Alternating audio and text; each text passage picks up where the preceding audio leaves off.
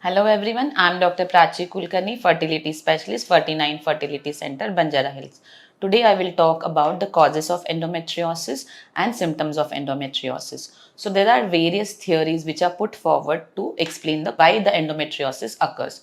So first is retrograde menstruation, which means if your menstrual blood, instead of going in the forward direction and coming out in the form of blood, if it flows backward through the tube and outside the tube, then it is called as retrograde menstruation. So if this endometrium is entering the tube and coming out from the tube and spreading inside the abdomen, after that it may get implanted on the surface of the tubes, on the surface of the ovaries, on other peritoneal surfaces, on the surface of uterus, or on the surface of urinary bladder or rectum behind. So this is the first theory, retrograde menstruation. Second theory is hormonal or immunological changes. So this endometrium is hormone sensitive, which is estrogen, and also there is a part played by your immunity. If your immune system has undergone some changes, there is a possibility that under the influence of endometrium, normal body tissue can change into endometrium like tissue and can cause endometriosis. Third theory is coelomic metaplasia, which means that the normal epithelial lining of your other organs like tubes or ovaries undergoes some changes and it becomes similar to endometrium like tissue which is lining the uterus. So normal epithelium which is undergoing changes to become endometrium like tissue. Then there are other theories like genetic factors involved or some infections, or also sometimes because of some surgical injury like after the cesarean section or after some DNC or after some tubal surgery. It may happen the lining of the uterus can get a chance to get implanted at other places, and if it gets implanted it may undergo the same changes like lining of the uterus and can produce bleeding at all the places it is implanted. So these are some of the causes of endometriosis. Also, environmental factors like even smoking and some toxins are related to endometriosis. So these are the causes for endometriosis. Now, what can be the symptoms of endometriosis? So the endometriosis symptoms will depend upon where all this lining is implanted. So most common symptom for endometriosis is period cramps or very bad pain every time you get menses. So this period cramp, we call it as dysmenorrhea, is normalized because it is considered that if you are having period, then it is possible that you will have pain. But that is the most important factor which is preventing the women who are having endometriosis to reach the diagnosis. Because the period pain is normalized, women are considering it as a normal thing and they are not thinking to consider consultation with a gynecologist or getting a scan done, hence delaying their diagnosis and also increasing their chances of complication. So my request to you all is to please do not regularize period pain. If you are having severe period cramps, please consult your doctor and get a scan done from an expert sonologist so that you can come to the diagnosis of endometriosis early. So second symptom for endometriosis is having heavy menstrual bleeding. So because of the multiple changes and because of the pelvic congestion that happens, endometriosis patients usually tend to have heavier period flow. So if you have heavy bleeding during periods, please consult a gynecologist. Third symptom of endometriosis is chronic pelvic pain. Because if endometriosis has affected multiple organs inside, there is a chance all these organs are stuck together, and because of this the lady suffers from something called as chronic pelvic pain. That pain remains throughout the cycle. It may increase during the periods. Fourth symptom, which is also related to the adhesions, is pain during intercourse. So it is normal that after your marriage or once you start having intercourse, first few intercourses you may feel little pain, but if the pain during intercourse persists even after years of marriage, or if you are avoiding intercourse because of the abdominal pain or vaginal pain, then please consult a gynecologist and get your scan done to rule out endometriosis.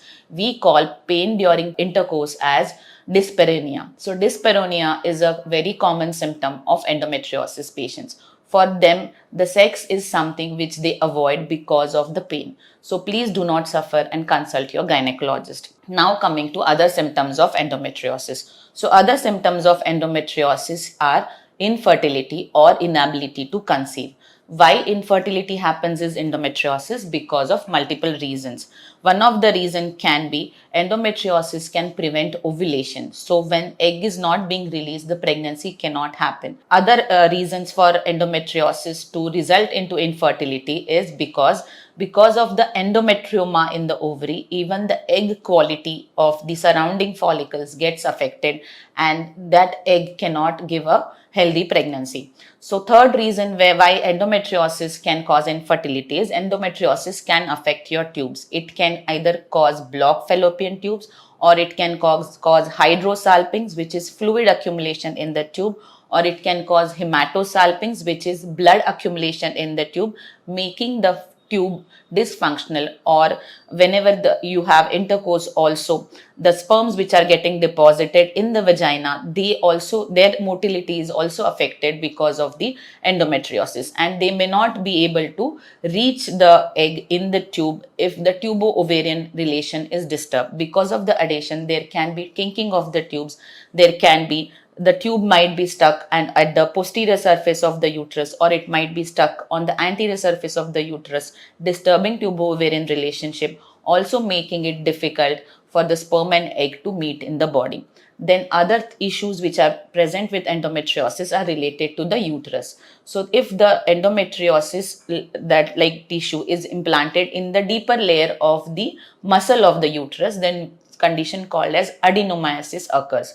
So what is adenomyosis? Actually, it is the swelling of the uterus which is seen along with endometriosis. So what happens with the swelling is it can cause severe menstrual pain, or it can also cause problems with the implantation. The uterus size sometimes grow very large, even comparing to the third or fourth month of pregnancy size of the uterus. So uterus becomes very big, it may cause severe period cramps, and it prevents implantation. So that is about adenomyosis, which is associated with endometriosis.